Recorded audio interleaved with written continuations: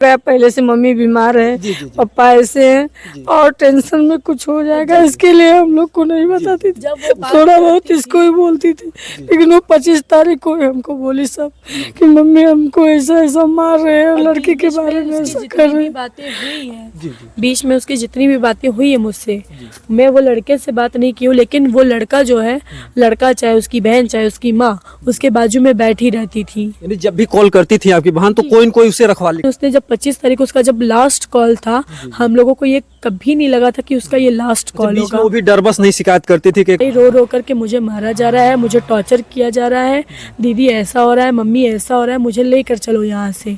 Mummy बोली इधर घर पे आता, यहाँ पे गांव का इंसान है, हम लोग को भाई, हम लोग उससे भाई बोलते थे, वो मुझे दीदी बोलता था, चाचा चाची बोलता था मम्मी पापा को। अब गाँव का ही लड़का है, पंडित है, हम लोग आते जाते थे तो कुछ भी पूजा पाठ होता था तो बुलाते थे उसे। तो हम लोग को क्या पता था कि वो हम लोग उसे बुला रहे हैं पूजा पाठ करने के लिए, वो एक दिन मेरी बहन को ये हत्या कर डालेगा। अच्छा, पूजा आजमगढ़ जिले में है, जैसा कि मोदी जी कहते हैं कि बेटी पढ़ाओ बेटी बचाओ, और जोगी जी भी तमाम नारे लगाते हैं नारी सशक्तिकरण के, मतलब कि लड़कियों की सुरक्षा के लिए, माँ बहनों की सुरक्षा के लिए तमाम कदम उठाए जा रहे हैं। लेकिन अगर देखा जाए तो आए दिन कोई मतलब ऐसा दिन नहीं है कि जिस दिन जो है, अगर देखा जाए और ज़िले की बात ही छोड़िए, जौनपुर और आजमगढ़ ये ऐसा ज़िला बन चुका है कि यहाँ पर आए दिन लोग एक दूसरे की जान ले रहे हैं। जैसे खसी बकरे या गाजर मूली की तरह लोगों को मार देते हैं, और मारने के बाद कोई ऐसी मतलब ऐसा कोई कठोर कानून नहीं बना है, ऐसे अपराधी को कोई कठोर सज़ा नहीं दी जाती है। कि अभी आप लोगों ने देखा अनुराग यादव, जिसका दिन दहाड़े माँ के सामने ही उसके गर्दन को तलवार से अलग कर दिया जाता है, और अभी तक वो परिवार, मतलब अभी 30 तारीख को 1 महीने हो जाएगा, लेकिन अभी तक उस परिवार को ना कुछ न्याय मिला, ना घर पर बुलडोजर चला, ना अपराधियों को कोई उस तरीके से सजा मिली। तो इसी तरीके से लोग जो भी अपराध करने में उनका मनोबल आए दिन बढ़ रहा है। और यहाँ पर जहाँ पर हम मौजूद हैं, यहाँ पर भी एक बहुत ही दुखद घटना है। जिस बच्ची को मारा गया उसके बच्ची के पिताजी हैं, देखिए कहीं न कहीं से ये मतलब कि दवा के सहारे जिंदा हैं, तमाम इनको बीमारियां हैं, और लकवा मार दिया है। हाँ, लकवा ने जो है इन पर कई बार अटैक किया है। 3 अटैक आया। अच्छा, 3 अटैक आया। और वो बच्ची जो है बगल में ही लोग जो है बहला फुसला कर कैसे क्या जो है वो लड़का इस बच्ची से शादी भी कर लेता है, लगभग 2-2.5 साल हो जाता है। बीच में कितना टार्चर, कितनी तकलीफें दी जाती हैं, और फिर जल्द ही एक खबर आती है कि उस बच्ची को मार दिया गया है। पूरी घटना को हम दिखाने का प्रयास करते हैं। हम लोग कोई काम के नहीं, दोनों जन, हमारा कोई नहीं है, हमारे लड़के लोग भी अच्छे नहीं, हम लोग को कुछ कोई नहीं करता है, दवा पानी हम लोग को कोई नहीं, हमारे लड़के को भी मार दिया। हम कैसे कैसे तो हम वापस से आए, हमारा कोई नहीं, हमारे लड़के का जान दिया, हमारे लड़के का न्याय मिलना मांगता है बस, और हमको कुछ नहीं चाहिए, हमारे लड़के को न्याय मांगता है बस। हमारे वही योगी सरकार से यही प्रार्थना है कि हमारे लड़के को न्याय मिले, बस, और कुछ नहीं कहेंगे बस इससे ज़्यादा। सरकारी अधिकारी जो भी लोग देख रहे हैं, देखिए माता पिता दोनों खून के आंसू बहा रहे हैं। इतनी दर्दनाक घटना है। माता जी, क्या सूचना देश पहले बच्ची का मार दिया? लड़कियों के थ्रू पता चला है, जब पुलिस वाले आए हैं तब पता चला है कि मेरी बेटी को मार दिया गया है, मेरी बहन को। उसके पहले किसी ने नहीं बताया था, ना उसके घर वालों ने कुछ बताया कि उसको अस्पताल में लेके जा रहे हैं या कुछ कर रहे हैं, किसी ने कुछ नहीं बताया था। अभी तक कुछ बोले नहीं। हम लोगों को बाहर से पता चला। उसके पहले मेरी बहन की बात हुई है 2.5 से 3 घंटे मेरी माँ से। उसने रो रो के पूरी कहानी बताई कि मम्मी मुझे मारा जा रहा है, टॉर्चर किया जा रहा है, पैसे मांग रहे हैं, मेरे घर की चाबी मांग रहे हैं, जहाँ बोल रहा है कि तुम्हारे घर पे कोई नहीं रहता, तुम्हारे भाई लोग तो कभी गांव आते नहीं हैं, तो चाबी लेके हमको दे दो, तुम्हारी मम्मी पापा से मांगो, तुमको दे देंगे आसानी से, तुम्हारा जो खेत मतलब ये जो मतलब घर है, इस घर को भी मांग रहे थे। जी, इस घर की चाबी मांग रहे थे। मेरी बहन ने इतने दिन से उसके ऊपर टॉर्चर हो रहा था, उसने कभी नहीं बताया। मेरी बात होती थी, वो जब बात करती थी तब हंस के बात करती थी, लेकिन 25 तारीख को उसने, मेरी बहन ने सब बातें बताई, रो रो करके मुझे मारा जा रहा है, मुझे टॉर्चर किया जा रहा है, दीदी ऐसा हो रहा है, मम्मी ऐसा हो रहा है, मुझे लेकर चलो यहाँ से। मम्मी बोली ठीक है, मैं, तेरे भाई लोग आते हैं, मैं उनसे बात करती हूँ, उसके बाद मैं तुझे लेकर आती हूँ, जो है तू 1-2 दिन और संभाल। उसके बाद तुरंत ही पता चल रहा है 1.5 से 2 घंटे के बाद में कि उसकी हत्या हो गई है। अच्छा, आपकी वो छोटी बहन थी? जी मेरी छोटी बहन थी वो। कब शादी हुई थी? उसकी शादी हुई थी 2022 में हुई थी, डेट मुझे नहीं याद है क्योंकि उसको हम लोग यहाँ पे आए थे, मम्मी पापा को लेकर आई थी, तबीयत खराब थी तो मैं 1-1.5 साल तक हम लोग गांव में ही थे। उसके बाद जब यहाँ से हम लोग मुंबई गए हैं, मुंबई जाने के 2 दिन बाद वो लड़का मुंबई आके मुंबई से लेके गया है उसे। यहाँ से लेके नहीं, मुंबई से फरार करके लेके गया है। मुंबई से फरार लेकर के हो गए? जी मुंबई से बेला फुसला के लेकर गया है वो। उसका आना जाना कैसे हुआ? इधर घर पे आता यहाँ पे गांव का इंसान है, हम लोग को भाई, हम लोग उससे भाई बोलते थे, वो मुझे दीदी बोलता था, चाचा चाची बोलता था मम्मी पापा को। अब गांव का ही लड़का है, पंडित है, हम लोग आते जाते थे तो कुछ भी पूजा पाठ होता था तो बुलाते थे उसे। तो हम लोग को क्या पता था कि वो हम लोग उसे बुला रहे हैं पूजा पाठ करने के लिए, वो एक दिन मेरी बहन को ही हत्या कर डालेगा। अच्छा, पूजा पाठ वही मतलब पुरोहित वही था जो आपके घर में? जी मेरे भाई की शादियों में उसी ने शादी करवाई है, वही पंडित था। अच्छा अच्छा अच्छा, वही पंडित था। हम लोग उसे भैया बोलते थे। क्या नाम है उन पंडित का? आलोक पांडे। आलोक पांडे। उनके पिता का क्या नाम है? उनके पिता का नाम है अनिल पांडे। अनिल पांडे। जी उसके भाई का नाम है गौरव पांडे। जी जी। ये सब लोगों ने मिलके मेरी बहन को मारा है। जी जी। आप लोग जैसे ठाकुर वंश से जब शादी हुआ, आप लोगों ने कुछ विरोध भी किया था? जी विरोध तो किया था, सब लोग ने किया था, लेकिन जब वो लोग गांव से निकल गए थे, वो लोग गांव से निकल गए, जाके दिल्ली या फिर नोएडा में रह रहे थे वो लोग, तो सब शांत हो गए कुछ महीनों के बाद में। चलो अब शादी कर ही लिए है तो जान से तो मार नहीं सकते, सब गुस्सा ही हो सकते, उससे बात करना छोड़ देंगे या फिर हम लोग का घर छोड़ देंगे, यही कर सकते हैं सब लोग। हम लोगों ने भी वही किया था, छोड़ दिया था उन लोगों को। माँ बाप ने छोड़ दिया था, लेकिन मेरी तो बहन थी तो मैं कभी कभी उसको कॉल करती थी माँ बाप से छुप कर, तो मेरी बात होती थी उससे। तो उसके बाद मैंने थोड़ा देर के बाद मम्मी से बात करवाना स्टार्ट किया उसका। पापा लोगों से बात उसकी आज तक भाइयों से बात नहीं हुई है। मैंने मम्मी से बात करवाना स्टार्ट किया तो 25 तारीख वाले दिन उसने मम्मी को कॉल किया था, तो मम्मी को पूरी बातें उसने रो रो कर बताई है। जो आलोक पांडे उनसे भी बात होती थी आपकी? नहीं, आलोक पांडे से नहीं, कभी हम कभी नहीं बात नहीं, उनसे बात नहीं की, मैं उससे करती नहीं थी। मैं अपने लड़की से उसको लगता था कि जो है इनके मायके वाले या घर वाले भाई बहन नाराज हैं उनसे, आपकी बहन से? आलोक को लगता था? जी आलोक को पता था कि मेरे भाई लोग सब लोग नाराज है उससे, पूरे खानदान नाराज है। जी जी। क्यों ना होंगे नाराज? जो लड़का बहन बोल रहा है वो लेकर जा रहा है अगर लड़की को शादी करके, तो कोई भी घर वाला नाराज होगा ना। कोई कैसे बाहरी रिश्तों को हम लोग कैसे अब भाई बोल सकते हैं? मेरे घर वालों, दूसरों का मुझे नहीं पता, मेरे घर वालों से मैं ही अगर अब कोई अगर मेरे घर पे अनजान इंसान आएगा तो मैं उसे भाई किस मुंह से बोलूंगी? जब मेरे घर में ये घटना हुई है तो नाराज तो रहेंगे ही सब। देखिए कहीं न कहीं से जो एक भाई बहन का पवित्र रिश्ता अपने भारत देश में है, एक अनोखा रिश्ता होता है बगल का ही। उसका कितने दूरी पर घर है पंडित जी का? मेरे घर के 2 घर छोड़ के उसका घर है ये पीछे वाले साइड में। इसका मतलब बचपन से उसका आना जाना मतलब? जी बचपन से। हाँ तो कोई कैसे मना कर सकता है घर में आने जाने के लिए, जब बचपन से ही एक ही गांव में रहे हैं। अच्छा, जब वो लेकर के भाग गया तब आपको लोगों को पता चला? उसके पहले कभी कुछ संदेह नहीं हुआ? नहीं, उसके पहले हम लोगों को कोई संदेह नहीं था कि वो ऐसा कुछ कर रहा है, क्योंकि मैं उसको खुद भाई बोलती थी, मेरी बहन भी उसको भाई बोलती थी। बोलती थी गौतम भैया यहाँ चलो, गौतम भैया वहाँ चलो, मतलब गांव का नाम उसका गौतम है, असली नाम उसका आलोक पांडे है। अच्छा, आलोक। तो हम लोग उसको बोलते थे गौतम भैया ये काम है, चलिए करवा दीजिए, अपने बाइक पे लेके चलिए, ये करिए वो करिए। मतलब कभी कभार मतलब साथ में कुछ काम हो? जी जैसे भैया लोग आपके यहाँ रहते नहीं थे? हाँ, तो हम लोग खुद गए हैं। कभी मुझे अर्जेंट पड़ा था, मेरी मम्मी बीमार थी बीच में, कोई नहीं था मेरे पास में गाड़ी का सुविधा, तो मैं उसी को बोल कर लेकर गई थी। मुझे क्या पता कि वो मेरे ही घर में वो करेगा। लेकिन कहीं कहीं से अगर देखा जाए तो उसको ये लगता था घर वाले नाराज, अगर हम कुछ भी टार्चर करेंगे तो मतलब ये सहन करेगी। उसे ये लगता था कि इसके भाई लोग जो है नाराज है, उसके मम्मी पापा सब नाराज है। भाई भी नाराज ही रहते थे? जी। तो उसे ये लगता था कि अगर मैं इसको टॉर्चर करूँ, इसको मारूं, तो इसके घर वालों में से कोई उसे बचाने के लिए नहीं आएगा। उसने सब 25 तारीख को जब बताई है ये बातें, तो मम्मी मेरी बोली कि रुक जा बेटा, आता है भाई तेरा, मैं अब तेरे भाई को बोल के मैं भेजती हूँ, तुझे लेकर आएंगे वो लोग। उसके 1.5 से 2.5 घंटे के बाद में पता चला उसकी हत्या कर दी गई। तो सर हम बताइए, हमें तो चांस ही नहीं मिला ना अपने घर वालों से बात करने के लिए कि उसके साथ ऐसा ऐसा हो रहा है। लास्ट समय में आपकी बहन ने क्या बात की थी आपसे? मिला समय मेरी बहन ने बस यही बात की थी कि दीदी मुझे यहाँ पे नहीं रहना है, मुझे अपने घर लेके चल।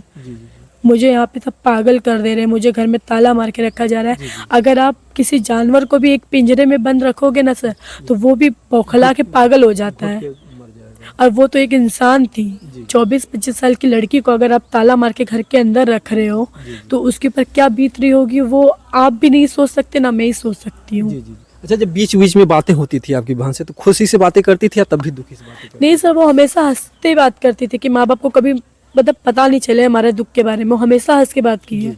लेकिन उसने जब 25 तारीख को उसका जब लास्ट कॉल था, हम लोगों को ये कभी नहीं लगा था कि उसका ये लास्ट कॉल बीच में होगा। वो भी डर बस नहीं शिकायत करती थी कि एक तो हमने गलत कदम उठाया है बगैर माँ बाप की वजह मदद से डरती थी, जब वो बात इसी वजह से वो गलत कदम उठाई थी, इसके लिए हमको बताती नहीं थी कि मम्मी को तकलीफ होगा, पहले से मम्मी बीमार है, पापा ऐसे हैं और टेंशन में कुछ हो जाएगा, इसके लिए हम लोग को नहीं बताती थी। जब वो बात थोड़ा बहुत इसको ही बोलती थी, लेकिन वो 25 तारीख को हमको बोली सब कि मम्मी हमको ऐसा ऐसा मार रहे हैं, लड़की के बारे में ऐसा कर रहे हैं। बातें हुई हैं, बीच में उसकी जितनी भी बातें हुई है मुझसे, मैं वो लड़के से बात नहीं की हूँ, लेकिन वो लड़का जो है, लड़का चाहे उसकी बहन चाहे उसकी माँ, उसके बाजू में बैठी रहती थी। यानी जब भी कॉल करती थी आपकी बहन तो कोई न कोई उसे रखवाली करता जी, था बहन के साथ। उसके बाजू में कोई ना कोई रहता था। जी अकेले वो कभी नहीं की, क्योंकि उसके पास फोन भी नहीं था, आज तक उसके पास फोन नहीं है। जी जी जी। वो आता था घर पे लड़का तो उसके फोन से लेती थी, तो मुझे फोन करती थी।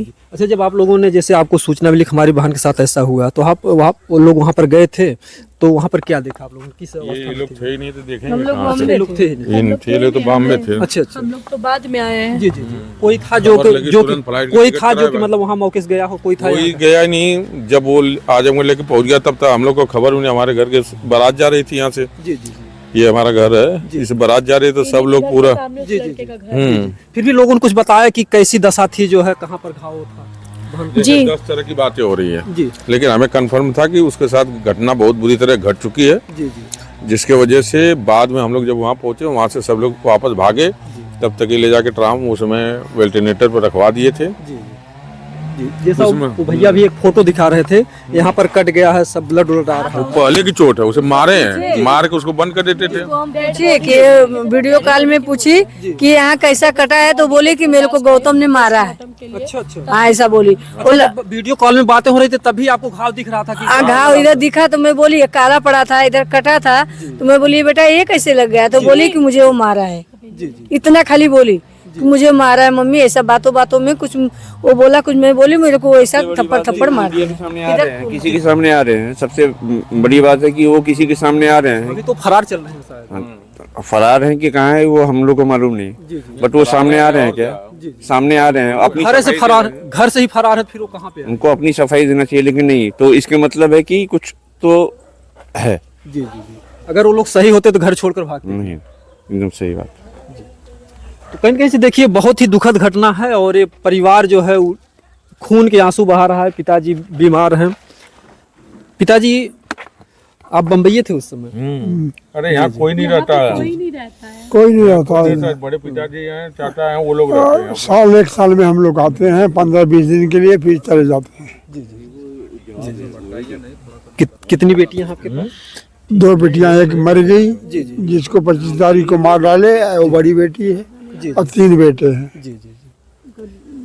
आपकी भी बेटी से कभी बात हुई थी जब से मतलब नहीं गए थे? नहीं, जब से भाग के गई थी तब से बात नहीं हुई मेरी। जी जी मैं पोस्टमार्टम में उसकी लाश देखा। जी जी जी। मतलब जब से घर से गई बस वही लास्ट चेहरा आपको देखा? हाँ जी। जी जी। न्याय के रूप में क्या चाहते हैं आप? मैं तो यही चाहता हूँ कि इंसाफ चाहिए मुझे। जी मेरी बेटी के साथ जो हुआ और बेटियों के साथ ना हो। जी हाँ, सरकार मेरी मदद करे, न्याय अच्छा मुझे भी। जी ये क्या होना चाहिए? ऐसी घटना फिर जो है दूसरा कोई ना करे? ना करे, एकदम ना करे। जी गलत तो हुआ था, लेकिन हमारे लोग की पूरी कोशिश है कि ऐसी सजा मिले उनको कि दूसरी बहन बेटियां हमारी सुरक्षित रहे। जी जी। एक बार जब निर्भया के साथ घटना होती है तो ऐसा लगता है पूरे देश में अब किसी बच्ची के साथ ऐसी दुर्दशा या ऐसी घटना को लोग अंजाम नहीं देंगे। क्या उसके बाद घटना रुकी? कहने में भी शर्म आता है। मैं तो कहता हूँ कि जो भारत का कानून है, संविधान है या अधिकारीगण है, सही समय से जो है लोग एक दूसरे को सजा नहीं देते हैं। निर्भया के साथ इतनी दरिंदगी हुई लेकिन फांसी पर चढ़ाने में 8 साल लगे और कहते हैं देर से मिला हुआ न्याय भी न्याय नहीं होता है और इसलिए आए दिन क्राइम बढ़ता है। तो कम से कम हमारे भारत देश में बराबर अपने चैनल के माध्यम से मांग करता हूं कि जिस तरीके सऊदी दुबई का कानून है, संविधान है, उसी तरीके से भारत में भी होना चाहिए और जब तक ऐसा नहीं होगा तब तक ये क्राइम नहीं रुकेगा। इसी तरीके से बेटियां, मैं बता दूं 2,500 से 3,000 बेटियां सिर्फ उत्तर प्रदेश में दहेज की वजह से मारी जाती हैं, 2,500-3 हज़ार बेटियां बलात्कार में मारी जाती हैं, और आए दिन ये घटनाएं घटती हैं। अपराधी जाता है 2 साल 4 साल 6 साल में छूट जाता है, और फिर दूसरी शादी करके अम्बेडकर नगर में एक लड़का था जो 3 लड़कियों को जान ले लिया था। इसी वजह से कि आज हमारे देश का संविधान अगर सही समय से सही कार्रवाई करता, सही सजा देता, तो एक घटना के बाद दूसरी घटना ना होती। माता जी क्या चाहती हैं, कैसा होना चाहिए उनको? मैं चाहती हूँ कि जैसे मेरी लड़की को ऐसा किए मारा है, ऐसा उसको भी सजा मिलना चाहिए योगी जी से, यही मेरा प्रार्थना है। क्या मांग है? जितना मेरी बहन को तड़पा तड़पा के लोग ने मारा है, उतना ही सरकार उन्हें तड़पा तड़पा के सजा दे, बस। जिसे इन्होंने तो एक बात जो कही कि तड़पा तड़पा करके मारा है, अगर देखा जाए तो अगर फांसी की भी सजा कम है। जन्मत मरद दुसा दुखोई, किसी का प्राण ऐसे नहीं निकलता है। तमाम तकलीफों के बाद कितनी जो है जी, लड़की कितना चिल्लाई होगी, कोई नहीं उधर दिखा, कैसे मरी होगी, कैसे तड़पी होगी, क्या किया मेरे लड़की के साथ, कैसे किए, कोई नहीं देखा। मेरी लड़की इतनी अच्छी थी, इतना डर थी, कड़क थी, कभी वो अपने से कुछ कर नहीं सकती। ये लोग ने मारा मेरी लड़की को। ये उसका लास्ट फोटो है, जब उसने मुझे वीडियो कॉल करके वो रो रही थी तब की फोटो है ये उसकी। आप खुद देख सकते हो, ये लड़की ऐसी है, ये रोकर ऐसी दिख रही है। उसके बाद देखिए इसमें इसकी हालत देखिए, और ये लड़की देखिए, और ऐसी लड़की थी वो। ये उसकी असली फोटो है, वो लड़की की हालत ऐसी की गई है। आप भी देख सकते हैं कि कितने उसको तड़पा तड़पा के लोग ने क्या किया होगा। एक ऐसे नहीं बदलते हैं चेहरे।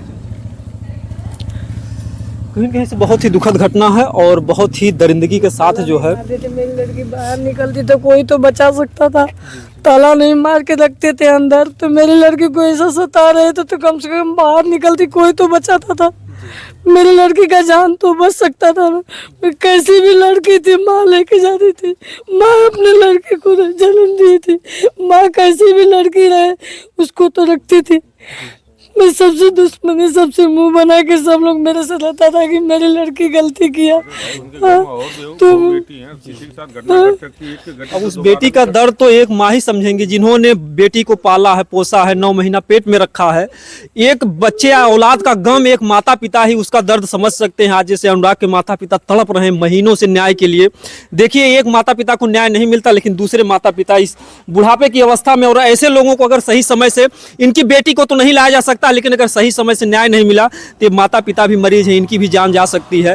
तो हमारा निवेदन है, तब से कोई यहाँ पर नेता, विधायक, अधिकारी कोई आया आपके साथ खड़ा हुआ?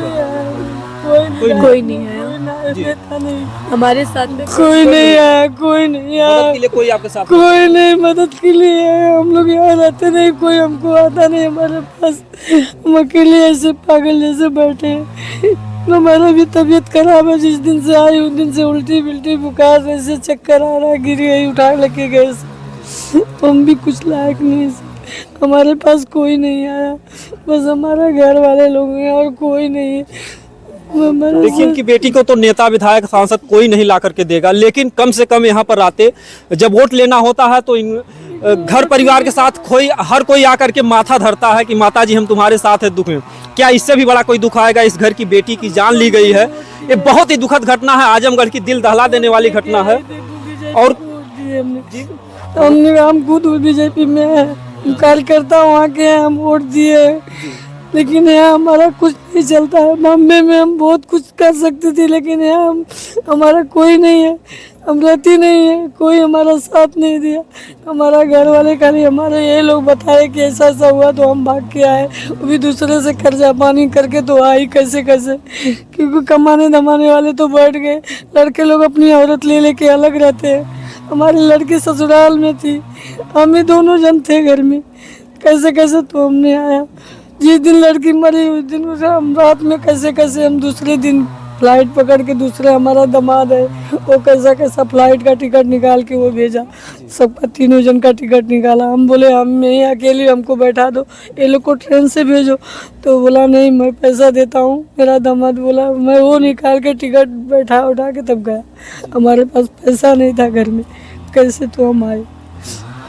देखिए, ये वही घर है, और जिस घर की वो चाबी ताला, ये मतलब घर भी लूटना चाहता था, इज्जत भी ले गया इस घर की।